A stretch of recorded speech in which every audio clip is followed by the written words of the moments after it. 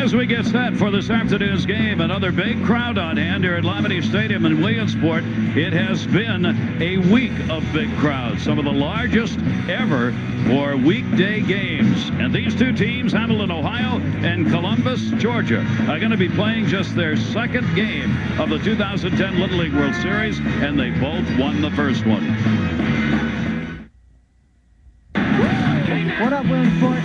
Are you ready for some baseball? I hope you're ready for the time of your life. Just look at me, I put a gleam in your eye. Buckle up, we're gonna take you for a ride. Show me, show me, show me. It's on, it's on, it's on.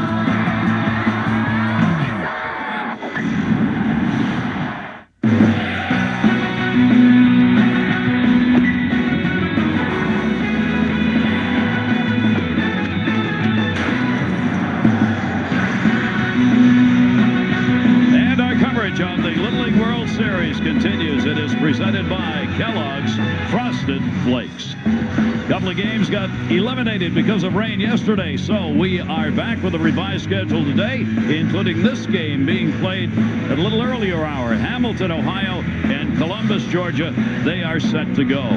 We, of course, are getting into the deep part of the elimination games now. You see all the teams in that left-hand column eliminated in the sense they do not have a chance of going after the championship. The one-loss teams are still in contention. The undefeated teams are in very good shape, and those teams in that advanced column, that means they have won a couple of games already and have the opportunity to move on. Welcome, everybody. With Oral Hershiser, I'm Gary Thorne. Kyle Peterson will be joining us in just a moment.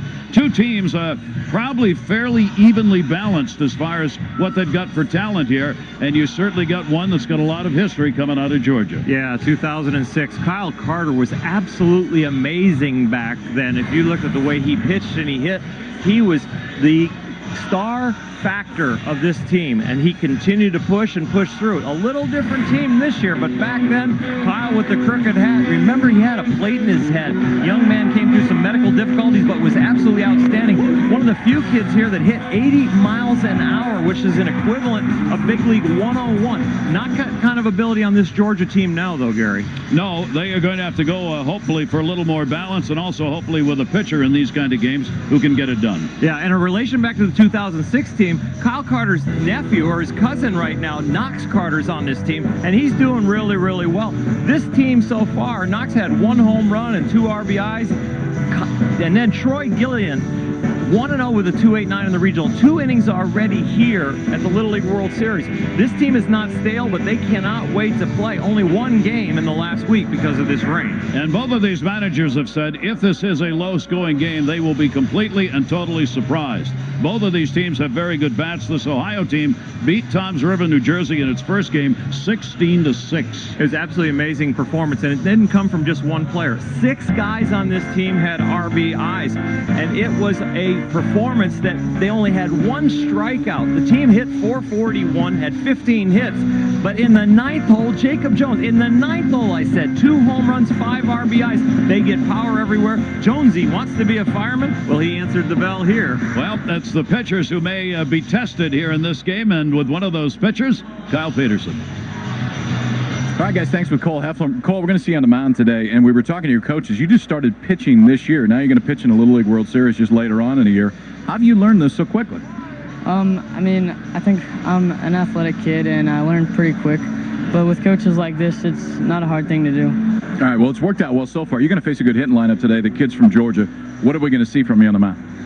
I like to change up the speed, you know, knuckle curves with fastballs. That's my main pitches right there. And but just to change up speed and mess them up, that's mainly what I do. All right, sounds good. Business-like approach, fellas, but he's really good on the mound.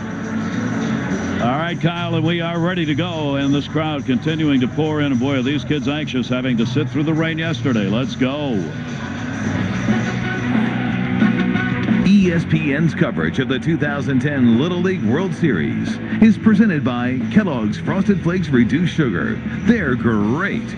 And in part by Subway Restaurants, proud sponsor of the Little League Baseball and the Little League World Series. Subway, play hard, eat fresh.